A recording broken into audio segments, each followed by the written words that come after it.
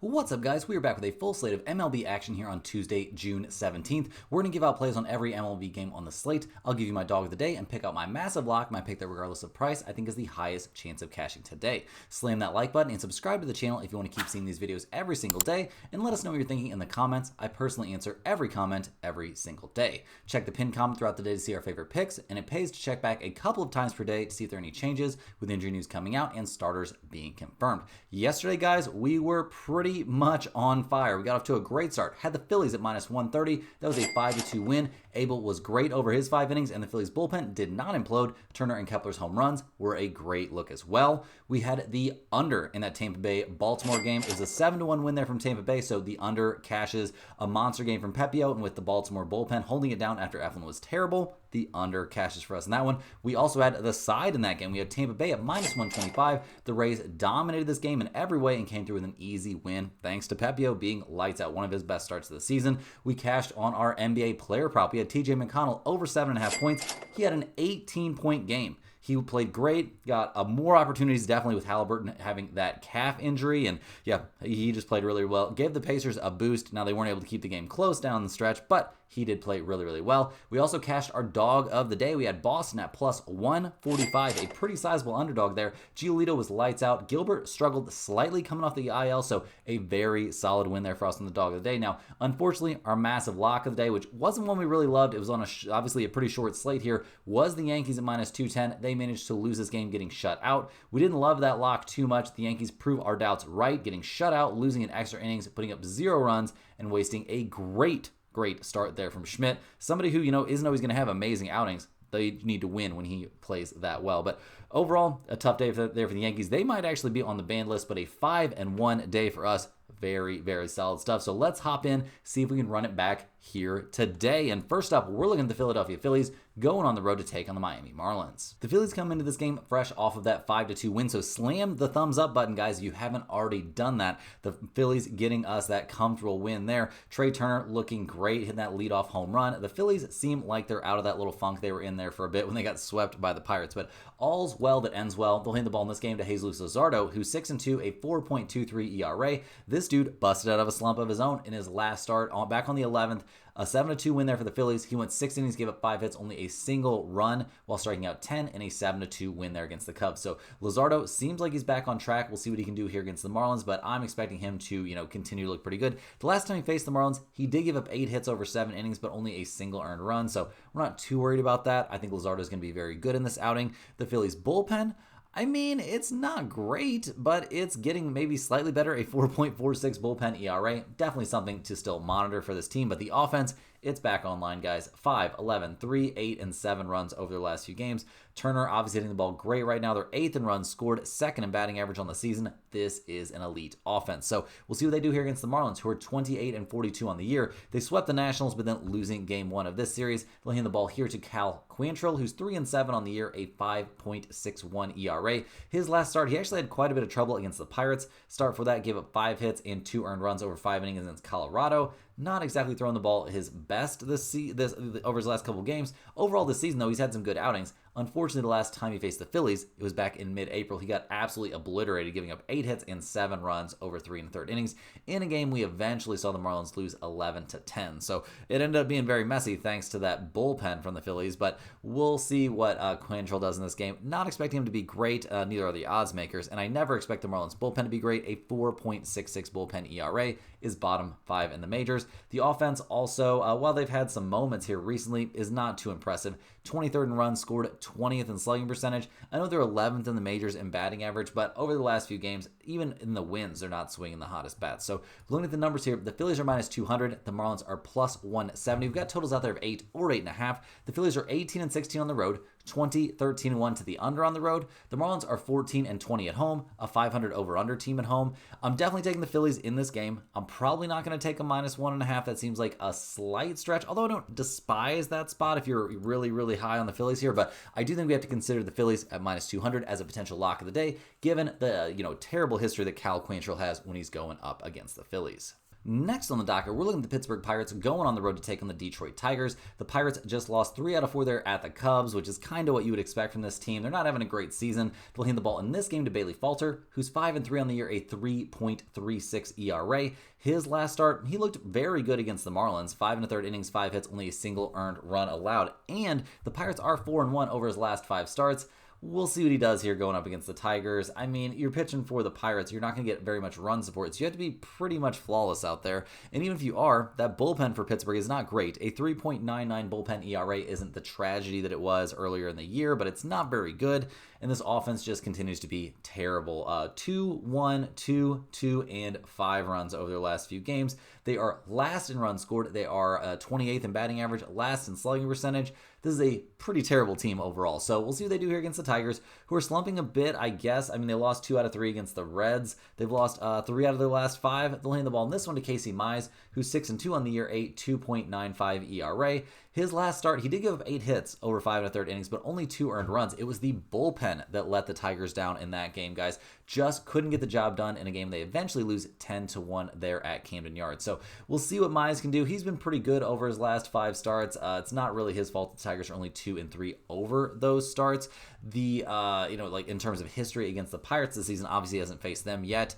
The bullpen for the Tigers has been a little bit worse recently than it was at most points this season. 3.76 bullpen ERA, not great. The offense may be slumping a little bit over the last couple of games, but over the course of the year, it's been elite. I mean, they're 6th in the majors in runs scored, 8th in slugging percentage, 12th in on-base percentage. So I don't want to get too over the moon about this Tigers offense. I think they're probably going to hover around top 10 at best, but I think they'll be fine going up against the Tigers. Now, looking at the numbers in this game, the Pirates are plus 170. The Tigers are minus 200. We've got totals out there of 8 or 8.5. The Pirates are 10-25 on the road, 23, 10, and 2 to the under on the road. That's an MLB best to the under. Detroit is 24-11 at home, 20, 12, and 3 to the under at home. In terms of a side in this game, I do think the Tigers will probably find a way to win, but I think it'll be relatively close, and that's because I think it's going to be very low scoring. So with 8.5s still available out there, I think under 8.5 is actually the better lean on this game. Cruising right along, we're looking at the Colorado Rockies going on the road to take on the Washington Nationals. The Rockies came through, come from behind, 6-4 win there, a 9th running home run, or 2 9th-inning home runs. Pretty crazy stuff. They'll try and keep this little run going, handing the ball in this game to Antonio Senzatella, who's 1-10 on the year, a 7.23 ERA. His last start, he got obliterated by the Giants. It was a bit of a letdown after a great long bullpen, a 4-inning bullpen appearance against the Mets where he was somehow lights out. But, I mean, we'll see what he does in this game. I'm expecting him to be terrible because terrible is what he's been all year long. The Colorado bullpen, edging towards how bad they looked at last year, guys. Pretty terrible. A 4.60 bullpen ERA has them bottom 6 in the majors. In this offense, I mean, they're swinging some pretty hot bats. They've scored 16 runs combined over their last 2 games. They're still 28th in runs scored and 29th in on-base percentage, so I'm not exactly holding my breath for this team to have another offensive outburst. So we'll see what they do here against the Nationals. You have to be pretty disappointed with the way things are going. They've now lost 9 straight games. A little bit of a change there at manager. A lot of moving parts right now for Washington. They'll hand the ball in this game to Michael Soroka. He's 3-4 on the year, a 5.14 ERA. His last start was against the Mets. 5 innings, 3 hits, 4 earned runs allowed. Gave a couple home runs in that game.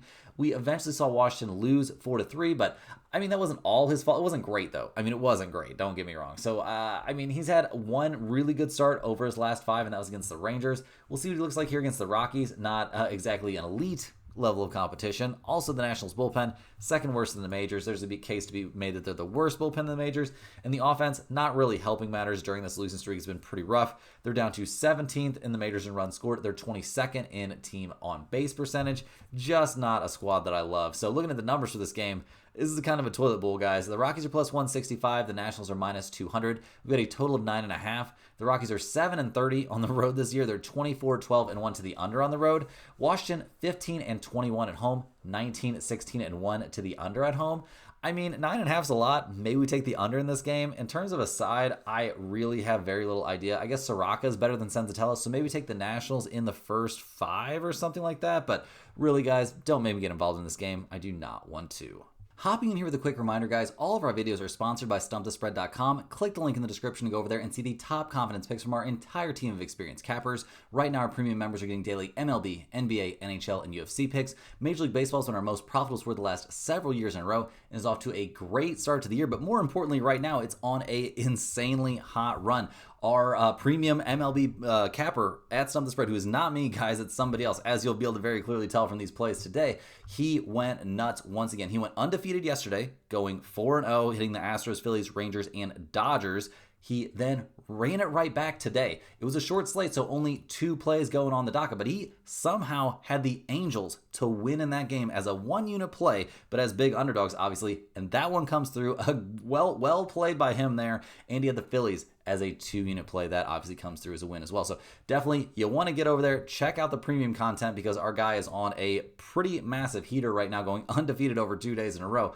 6-0. That's a pretty nice little run. And, there's lots of other good information over there at StumpTheSpread.com. You can see exclusive free picks that are only posted there. You can use our free-to-use bet size calculator.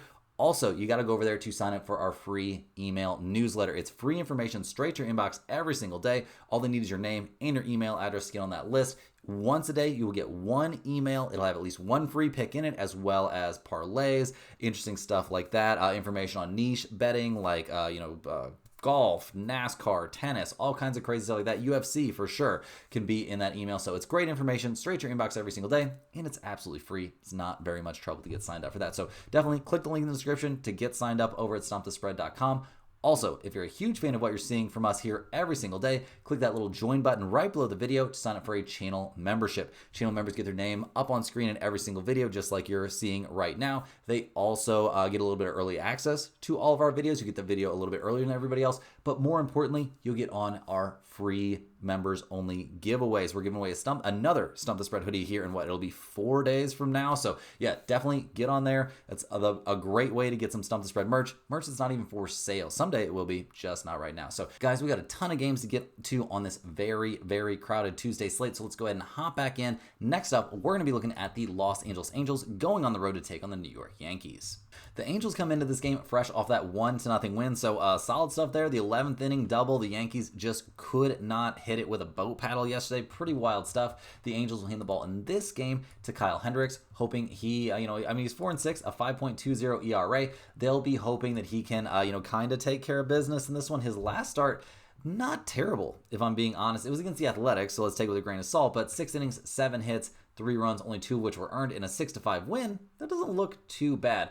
Obviously, a guy that could just, suddenly have a back problem and look terrible in his start, but we'll see what he does in this one. I think he'll probably be maybe okay, given how bad the Yankees are slumping. Now, the bullpen situation for the Angels continues to be pretty bad. A 5.47 bullpen ERA is 3rd worst in all the major leagues.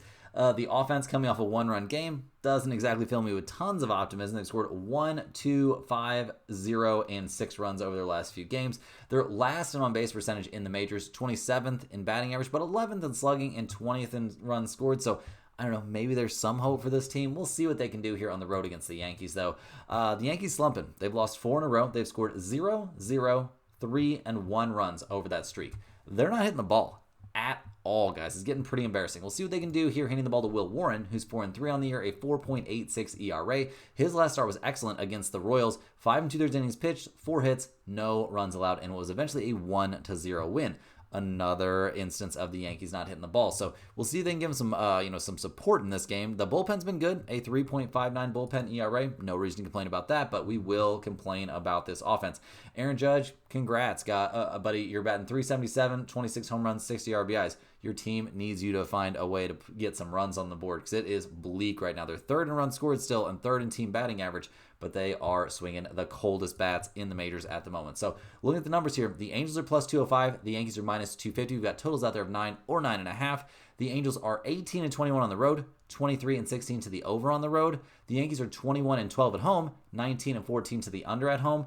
I mean, I don't feel good taking the Angels at plus 205, but I'm not taking the Yankees, so I guess I lean towards the Angels, but I do think the under 9.5 is live in this game as well. Neither offense is worth much at the moment.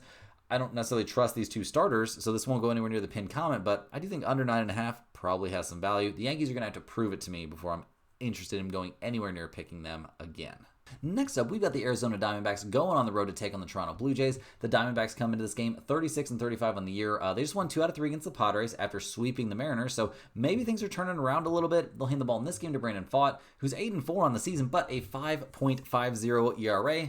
Doesn't exactly get me jazzed up, guys. We'll see what he can do in this one. I mean, he's coming off an eventful start against the Mariners. 5 innings pitched, 9 hits allowed, but only 2 runs given up. They were both solo home runs somehow. He struck out 4 and walked 1 in what was eventually a 10-3 win. So if he's going to get 10 runs of support, he should be able to put his team in a pretty good spot, or at least you would hope that's the case. The Arizona bullpen, a big part of their struggles, guys. 4th worst in the majors. The offense, though, continues to be excellent. I don't think anybody's going to be too shocked about that. Now, they did only put up 2 runs in their final game against the Padres, but this team is still, 4th in runs scored, 10th in batting average, 3rd in slugging, and 5th in on-base percentage. So not a lot of bad things to say right now from me about the Arizona offense. So we'll see what they do here on the road against the Blue Jays, who just got swept by the Phillies. They'll try to bounce back, handing the ball to Chris Bassett, who's been pretty good this year. 7-3, a 3.70 ERA. Now, his last start was against the Cardinals, and he was not the reason they won. They eventually win that game 10-9, but he gave up 6 hits and 4 earned runs and a home run over his 7 innings of work. He got plenty of run support, so that, kind of works out. But I would say 4 out of his last 5 starts, he's looked a little bit shaky out there. So we'll see what he can do against Arizona. Not a team you really want to be shaky against, if I'm being honest. He hasn't faced them yet this year. The Toronto bullpen has been excellent. I'm not going to complain about them too much. Maybe not as good over the last few games as they've been over the course of the year, but they're fine. A 3.66 bullpen ERA is not something I'm going to cry about. The offense, a little bit of a downturn. In that series at Philadelphia, they only scored 6 total runs over those 3 games, so that's not great. They have hit the ball much better here over their last 30 or so games. They're up to 6th in batting average, 10th in on-base percentage, so I think they're going to be okay overall, but maybe not as great as they were looking there for a minute. So looking at the numbers for this game, the Diamondbacks are plus 110, the Blue Jays are minus 130. We've got a total of 8.5. Arizona is 16-17 on the road. They're 16-15-2 to the over on the road. Toronto 22-13 at home, 22-13 to the over at home as well. So looking at the over seems very reasonable. Over 8.5 I think is worth something in this game. But in terms of a side, I'm going to lean towards Arizona at plus 110 here a little bit. I haven't loved what I'm seeing from Brandon Pfaadt, but if Bassett's going to be a little bit off kilter in this game, the Arizona offense can definitely take advantage of that. So give me a little bit of a look here at the Diamondbacks at plus 110. I'm going to put it on the list as a potential dog of the day. Rapid fire through these games, we're looking at the Minnesota Twins going on the road to take on the Cincinnati Reds. The Twins have now lost 4 in a row after losing all 3 at the Astros. The last 2 were one-run games, but you got to find a way to win those one-run games occasionally. They'll hand the ball in this game to David Festa, who's 1-1 on the year, a 4.76 ERA. He's come off a very serviceable start there against the Rangers. 6 innings, 3 hits, 2 earned runs in what was eventually a 6-2 win. The Twins are 3-2 over his last 5 starts, so we'll see what he can do here against the Astros. This is only his 6th start of the year. He's a young guy, so we'll see what we get. Inconsistency is kind of part of the game when you're that age. The bullpen for the Twins has been slumping a little bit recently, up to a 3.74 bullpen ERA. That's not where they want to be. And the offense, where'd the offense go, guys? They've scored 1, 2, 3, and 6 runs over their last few games. Over the course of the year, it's not like this team has been great at the plate. They're 17th in runs scored. They're 20th in batting average. I don't know, guys. And Buxton, dealing with getting hit by that pitch. We're not sure if he's going to play in this game. So a lot of question marks surrounding the Twins right now as they go on the road to take on the Cincinnati Reds, who come into this one fresh off of winning 2 out of 3 there at Detroit. Now they get to go back home, and they're going to hand the ball in this game to Andrew Abbott, who has been pretty nuts this year. He's 6-1, a 1.87 ERA. His last time out was a complete game 3-hitter against the Cleveland Guardians, where he gave up no runs, struck out 5, and walked 1. Very dominant stuff. The Reds are 4-1 over his last 5 starts, including a couple dominant appearances there against the Cubs. He did get shelled by the Milwaukee Brewers. We'll see what he does in this one. I'm a little bit worried. He's coming off a 9-inning game, but yeah, I'm definitely worried. Actually, I take that back. It's not kind of worried. I'm definitely worried because the last time he had such a dominant performance, he went 7 innings, gave up 1 hit, and struck out 8 against the Cubs. Then he followed that up with that 6-inning, 7-hit, 5 earned run appearance there against Milwaukee Brewers. So that is worrisome. The Reds bullpen, I don't know. Hard to figure out. Inconsistent. Great one night, terrible the next. A 4.10 bullpen ERA is not what they're looking at, but they've been much better than that over the vast majority of the season. The offense, figuring things out. They've scored 19 runs over their last 2 games. I mean, I don't know what's going on. I guess they're just all figuring out at the same time because they're up to 7th in runs scored, 9th in slugging percentage. They're about MLB average in terms of batting average. We've loved the growth we've seen from guys like Ellie De La Cruz this season. I mean, this is looking like a pretty dangerous offense. So looking at the numbers for this game, the Twins are plus 100. The Reds are minus 120. We've got totals out there of 8.5 or 9. Minnesota 16 and 23 on the road, so a bad road team, a slight over team on the road. The Reds are 18 and 16 at home, 19, 13 and 2 to the under at home. This is a tough spot. I like under a little bit in this game. Under 9 seems reasonable to me. In terms of a side, I would love to just slam it here on the Cincinnati Reds. They're playing great right now. And I mean, Abbott's obviously coming off an amazing start, but it was such a drawn out start that makes me scared. We're going to put the Reds on the list here. They could potentially go in the pinned comment, but we're going to approach this one with just a little bit of caution, given that Abbott could be a little fatigued. Rolling right along, we've got the New York Mets going on the road to take on the Atlanta Braves. The Mets come into this one 45 and 27 on the year. They just got swept by the Tampa Bay Rays, though. That's not, I don't know, the Rays are pretty good, so I don't think that's like terrible or anything, but you're not supposed to get swept. They'll hand the ball in this game to David Peterson, who's 5-2 on the year, a 2.49 ERA. He is also coming off of a complete game outing. He went 9 innings, gave up 6 hits, no runs, and struck out 6, walked 0, and a 5-0 win against the Nationals. So we'll see what he does in this one. He's been very good over his last 5 outings. He went 9, 7, 5 2/3, 7 and 6 innings over that stretch. So, a lot of work. We'll see what he can do here against the Atlanta Braves. Not a team he's faced yet this year, but I'm a little bit worried about fatigue playing a factor in this game for him, but we'll see. The Mets bullpen has been excellent all year long, 3rd best in the majors right now, a 3.08 bullpen ERA. The offense, though, coming off of getting shut out, they were swinging the bats much better than that, but the Rays can be a little bit tough. We've liked what we've seen from guys like Pete Alonso this season. Juan Soto seemed like he was coming alive. They are 3rd in on-base percentage and 9th in runs scored, so let's not, pull the fire alarm here about the Mets offense. So we'll see what they can do here on the road against the Atlanta Braves. They come into this game 31 and 39 on the year. They just won 2 out of 3 against the Rockies, losing the last game 10-1 on Father's Day, though. Not a great look. They'll hand the ball here to Spencer Schwellenbach, who's 5-4 on the year, a 3.11 ERA. This 25-year-old has been having a pretty good season. He also is coming off a complete game outing, a 9-inning, 5-hit, 2 earned run appearance at Milwaukee in a game Atlanta eventually won 6-2. We'll see what he can do here against the Mets. I don't believe he has not faced the Mets yet this season. The Atlanta bullpen, when they come in to back him up, if they do, since he's out here throwing complete games, 3.91 bullpen ERA, not great. Not nearly as good as last season, and not just very plain and simple, very good. The offense has also been a huge problem. Coming off a 1-run game doesn't look great. They're 22nd in runs scored. They are 14th in on-base percentage. They're not the bottom of the barrel, but they're in the bottom third of the barrel, if you know what I'm saying. So looking at the numbers here, the Mets are plus 115. The Braves are minus 130. We've got a total of 8.5. The Mets are 18 and 17 on the road, 21, 13 and 1 to the under on the road. Atlanta 19 and 15 at home, 20, 11, and 3 to the under at home. So I guess given those trends, we have to take the under 8.5 definitely into consideration here. I also think this is a pretty good no-run first inning game. In terms of a side, it's a little bit tough. I want to take the Mets, but I haven't loved what I've seen from them, but I think I like them better than I like the Atlanta Braves here. So give me the Mets at plus 115 as a small play as well. Next on the docket, we've got the Baltimore Orioles going on the road to take on the Tampa Bay Rays. The Orioles come into this game fresh off that 7-1 loss in Game 1 of this series, so thank you, Orioles, for losing that game. Slam that like button if you cashed the Tampa Bay Rays with us yesterday. That was a pretty nice one. Double cashing on the total and cashing on the side. The Orioles will hand the ball in Game 2 here to Dean Kremer, who's 5-7 on the year, a 4.99 ERA. His last start was serviceable, but not very good. 7 innings, 5 hits, 4 earned runs, and gave up a couple of home runs in that game. His last 2 outings have not really probably filled Baltimore fans with tons of happiness. We'll see what he can do here against Tampa Bay. Not a team he's faced yet this season, but Dean Kremer, somebody who's usually on my fade list, I'm not going to lie. The Baltimore bullpen has not been helpful. Bottom 6, bottom 7 in the majors, a 4.49 bullpen ERA. And the offense has had a massive fall off from last season. They scored 1 run in their last game. Obviously, that's not ideal. They're 21st in batting average, 23rd in on-base percentage, and 24th in runs scored this year. Not the team we saw a year ago. So we'll see what they do here on the road against the Rays, who are 40 and 32 on the year. Don't look too quick, guys. They are 2.5 games back of the Yankees for the AL East lead. So we'll see what they do in this one. They've won 4 in a row. They're handing the ball in this game to Zach Littell, who's 6-6 on the year, a 3.84 ERA. My twin brother, guys, is needing to shake off a rough outing there against Boston. 6 innings, 8 hits, 4 earned runs. All 4 of them were solo home runs. You take out a couple of those mistakes, all of a sudden it's a win and a much better appearance. But he'd been throwing the ball great over his last several starts, so I'm expecting a pretty quick bounce back from him.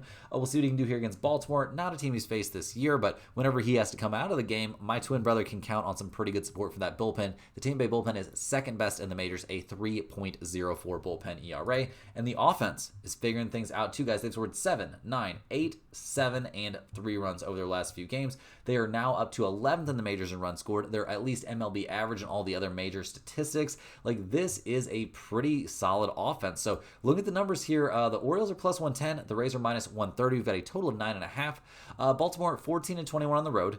So not a very good road team. 22, 12, and 1 to the under on the road. Tampa Bay 23-20 at home. 25, 15, and 3 to the under at home. We definitely have to consider under 9.5 in this game. Just given those trends, those are pretty massive trends, guys. So under 9.5, definitely going on the list. I also really like the Tampa Bay Rays here at minus 130. It's hard for me to decide which one I like more. Both of these have a chance to go in the pinned comment because I think both have excellent value. Next up, guys, we're looking at the St. Louis Cardinals going on the road to take on the other Chicago team. They're taking on the Chicago White Sox. The Cardinals come into this one 37-35 in the year, not having the best time recently. They just lost 3 out of 4 against the Brewers, losing some close games in kind of annoying fashion. They'll hand the ball in this one to Matthew Liberatore. He's 3-6 on the season, a 4.17 ERA. One of their young guys in their rotation is kind of fading here down the stretch. We'll see if he can bounce back, but bad starts against Toronto, Kansas City, and the Rangers over his last 3 don't exactly fill me with optimism, although he's going up against the White Sox here, so maybe that's going to be a little bit easier. The Cardinals bullpen has not really been a huge strength this year. It's been a weakness at different points, but a 3.87 bullpen ERA, definitely plenty of signs of improvement. Now, the offense is not improving. It's headed in the opposite direction. They've scored 2, 8, 2, 0, 2, and 9 over their last few games. This was looking like a top 10 offense for a lot of the season. Down to 16th in slugging and 7th in on-base percentage, I'm starting to question whether that's a real thing or not. So we'll see what they do here on the road against the White Sox, who have lost 5 in a row themselves. They just got swept by the Rangers. They'll hand the ball to Shane Smith. This young 25-year-old's been pretty solid. 3-3 on the year, a 2.37 ERA. His last start was at the Astros. 6 innings, 7 hits, only a single earned run allowed. Start for that was against Detroit. 5 1/3 innings, 3 hits, no runs allowed. Both of those were wins for the White Sox, so definitely somebody to watch out for here on this White Sox rotation. Now, the bullpen for the White Sox has been bad. A 4.28 bullpen ERA is not good, and the offense has been pretty terrible, not going to lie. I mean, last in batting average, second to last in slugging percentage. Kind of classic White Sox stuff there, but we'll see what they can do here against Liberatore. Looking at the numbers, the Cardinals are pretty big favorites, minus 154. The White Sox are plus 130. We've got totals of 8.5 or 8. The Cardinals are 15-21 on the road. Not a great road team. 18-17-1 to the over on the road. The White Sox 16-18 at home. 19-13-2 to the over at home. I'm gonna lean towards the White Sox at plus 130 in this game. You could also take them, White Sox in the first 5, something like that. But I don't think their bullpen is drastically worse than the Cardinals bullpen. So yeah, I'm gonna lean a bit towards the White Sox here at plus 130. I think they are the value side in this game for sure, especially with the Cardinals and Liberatore struggling. Next up, guys, we're checking out the Kansas City Royals going on the road to take on the Texas Rangers. The Royals come into this game 34-38 on the year. The fall off has been very, very real for this team. They've dropped 6 in a row now in 8 of their last 9. They'll hand the ball in this game to Seth Lugo, hoping he can stop the bleeding.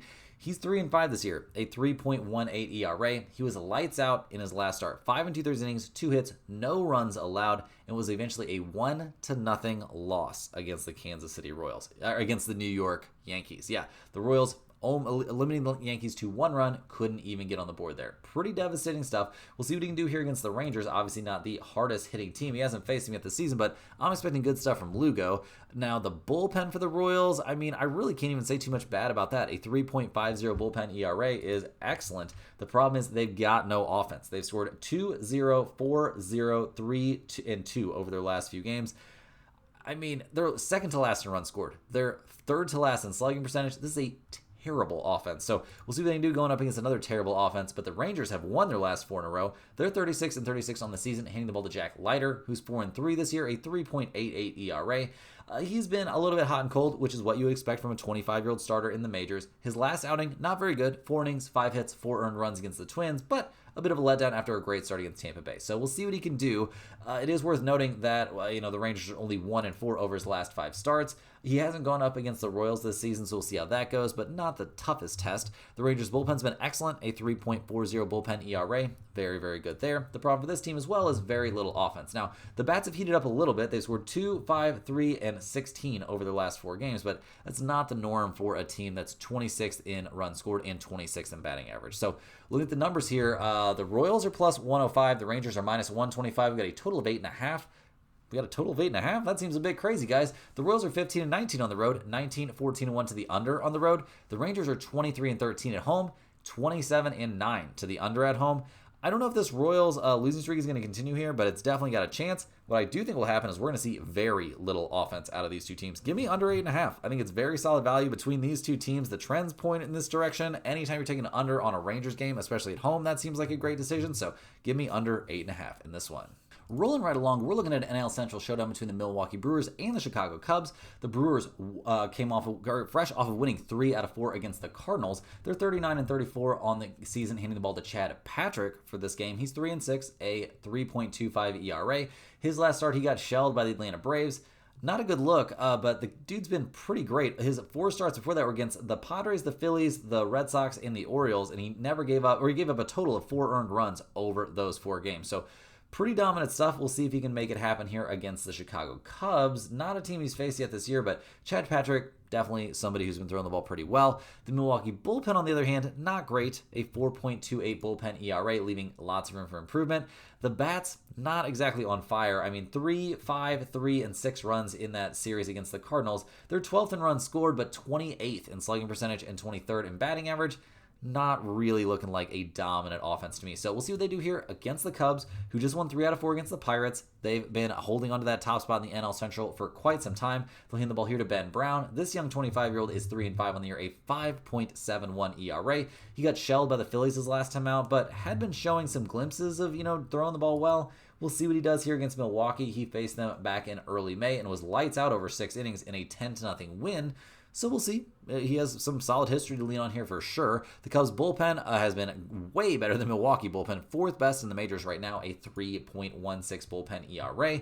The offense, though, sputtering a little bit. 3, 2, 1, and 3 runs in that series against the Pirates. Not the norm for a team that scored the 2nd most runs in the majors this year. So looking at the numbers for this game, the Brewers are plus 126. The Cubs are minus 150. We've got totals out there of 9 or 9.5. Milwaukee is 16-19 on the road, 19-14-2 to the under on the road. The Cubs are 23-10 at home, a 500 over-under team at home. I think we have to lean towards the under. Check on the wind direction, all that kind of stuff. It is a Wrigley Field game, but I'm leaning towards the under in this game a little bit, and maybe give me a look at the Cubs here, despite it being minus 150 with Ben Brown having such great history against them. Next up, we've got the Boston Red Sox going on the road to take on the Seattle Mariners. Slam that thumbs up button, guys, if you enjoyed cashing a very big underdog there on the Red Sox yesterday. They come through for us, a nice 2-0 win. The Red Sox will hand the ball in game 2 of this series to Walker Buehler, who's 5-4 on the year, a 5.01 ERA. His last start, he was pretty serviceable against Tampa Bay. 7 innings, 6 hits, 3 earned runs allowed. Definitely a step in the right direction after he struggled against the Yankees and the Braves. So we'll see if he can keep things rolling here going against Seattle. Not really the toughest hitting opponent. He hasn't faced them yet this season. The Red Sox bullpen continues to be solid, a 3.53 bullpen ERA. Not worried about that. The offense is a little bit troubling. Obviously, the trade they just made does not make their hitting better, but maybe it makes the overall outlook of the entire clubhouse a little bit better. I don't know. I'm not there, but I would kind of lean towards that given what they did and what they said.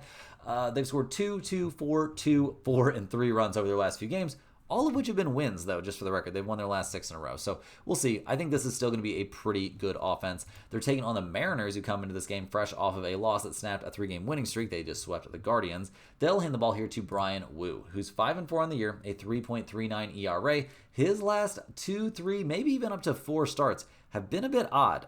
His last time out, 6 innings, 7 hits, 5 earned runs given up at Arizona in a 5-2 loss.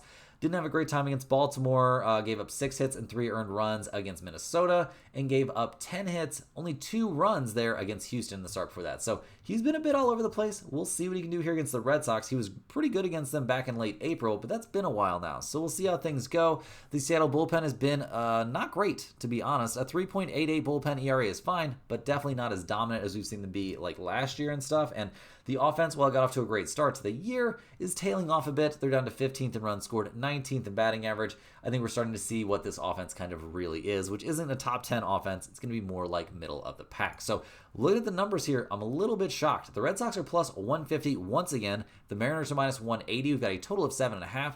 Boston, 15 and 19 on the road, 18 and 16 to the over on the road. Seattle, 19 and 17 at home, 19, 14 and 3 to the over at home.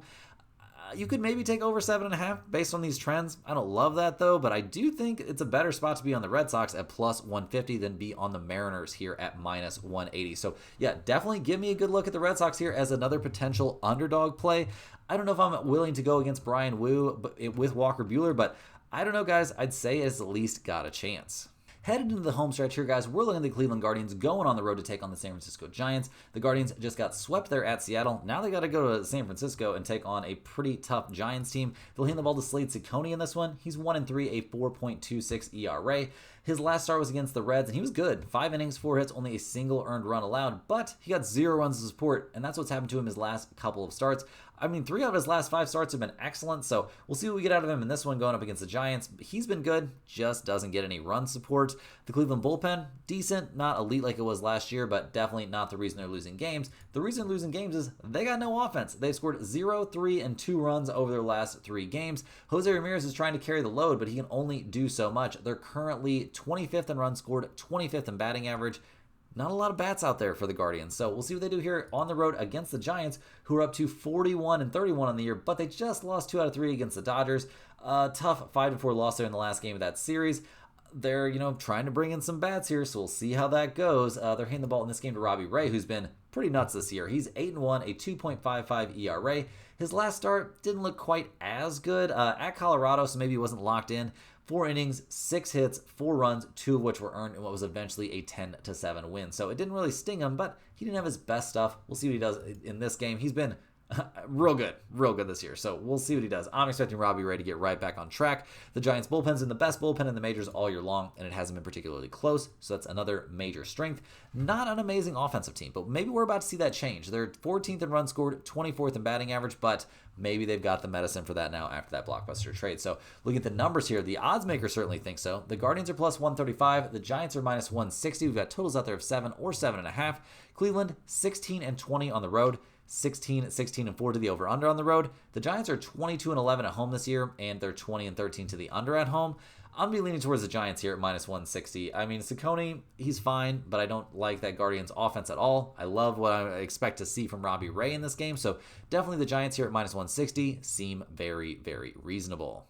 Unfortunately, guys, the last 2 games on the slate, we don't have any odds out for them. We don't even have a 100% confirmed starter, so I'm not going to break those down right now, but check back to the pinned comment throughout the day and get over to something.spread.com and check those free picks to see if these 2 last games of the day could possibly end up, showing significant value for us. But that's all we got for this one, guys. Hit that like button for good luck on all of your bets today. Subscribe to the channel if you're new around here. Let me know in the comments any questions you have on today's slate. I'm more than happy to get back to you. I appreciate every single one of you for watching. Get over to something.spread.com, like I was saying. Get on that free email list. It's great information, absolutely free to you every single day. All they need is your name and your email address. That's it.